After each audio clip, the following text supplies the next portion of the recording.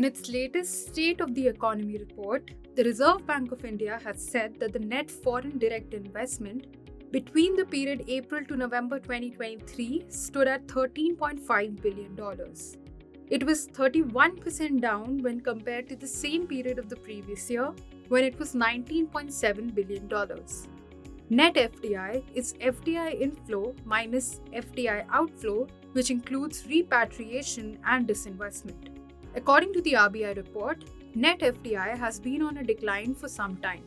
In FY23, net FDI into India fell by 26% to $28 billion from $38 billion in FY22, while in FY21, it was $44 billion. So why is India's FDI seeing a declining trend? Channels for FDI flows and the sectors into which they were flowing, construction, pharma, light engineering, auto components, etc., that seems to have reached a kind of a saturation point. So in these industries, FDI flows have come down to a thin trickle. Having said that, FDI flows in the services sector, which accounted for a bulk of the flows, that has not been really impeded very much. But there are a few issues regarding that as well. One of them is that the technological startups, which were there in the past few years in large numbers, that flow also seems to have come down a bit. So companies which came up with new technologies and wanted to go global and raise funds from abroad, and which led to FDI flows, that has also come down quite a bit. I think it's falling really because if you look at where our FDIs come from in the past, it's come from a few large ticket service investments. So I would actually recommend looking at the last, say, 5 years of FDI and looking at what makes up the bulk of that FDI.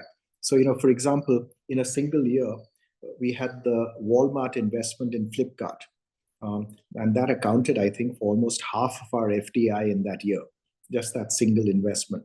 So you have some of these chunky investments that take place that account for a disproportionate quantum of FDI.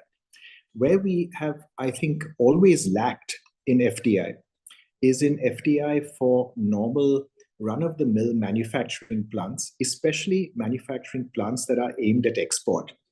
That's where China excelled for decades. And we're starting to see other countries, the China plus one countries, excelling also in that area, but not yet us. During April to November 2023, sectors such as manufacturing, electricity, transport, financial services, retail, and wholesale trade contributed around 2/3 of the gross inward FDI equity flows. 70% of the equity inflows were received from Mauritius, Singapore, Japan, the US, and the Netherlands in FY24. According to reports, one of the factors contributing to this trend could be the termination of the bilateral investment treaties or BITs. These treaties offered companies legal benefits in court cases or arbitrations that took place in a third country, ensuring impartiality. Till 2015, India had BITs with 74 countries, but over the last few years, the government has scrapped 68 of them. Today, only 6 BITs remain in force, according to government disclosures in the Upper House of Parliament in 2023. A study published in the journal The Review of International Organizations in 2022 observed reduction in FDI inflows to India by 30% in response to BIT terminations compared to countries without such terminations. So, are fewer BITs a reason for falling FDI in India? Without question, scrapping of bilateral investment treaties damages foreign investment flows because people want the security of being able to go to arbitration if they so choose. We've put together now a model investment treaty. I think it's still lacking.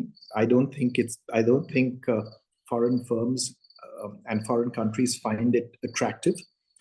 And it's something that we need to see as a necessary part of what we must do to be able to trade effectively with the world and to attract a lot more investment. On top of that, some experts also believe that India's trade policy needs some rejigging while negotiating the free trade agreements or FTAs to attract FDI. I think, other countries have used FTAs as a way of making themselves more attractive for FDI. We have not. So, for example, if you talk to Singapore, they will tell you they are part of all these free trade agreements. So that's why they're an attractive place for companies to locate their headquarters or whatever. Vietnam, same thing, right? They have all these trade agreements with different countries, different parts of the world. Again, they say so that you have duty-free access then from Vietnam to all those countries.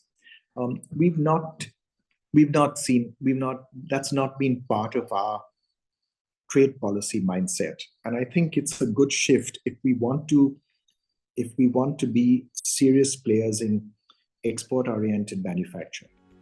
In contrast, countries such as Vietnam, Indonesia, and Thailand have recorded high inflow of foreign capital. Vietnam saw a 32% increase in its FDI inflows in 2023. Indonesia also witnessed a 13% increase, while applications to invest in Thailand climbed 43% to a 5-year high in 2023. So, is that a setback for India's aspirations to become an alternative investment destination to China, which has been an engine of world growth for over 2 decades? If you compare the Southeast Asian economies like Thailand, Indonesia, and Vietnam, in the case of Vietnam, they have provided a very good platform for foreign investments to flow in.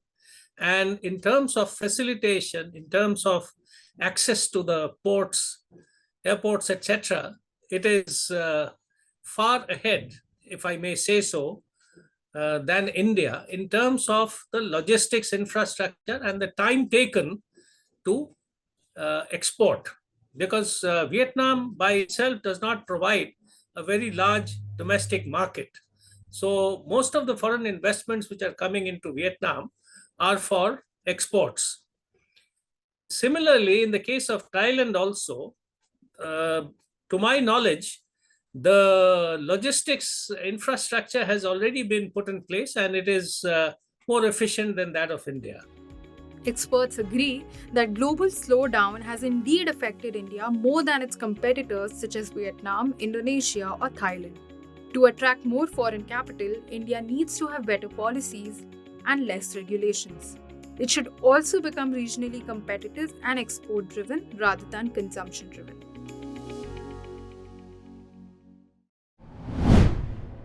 If you like this video, share it and subscribe to Business Standard.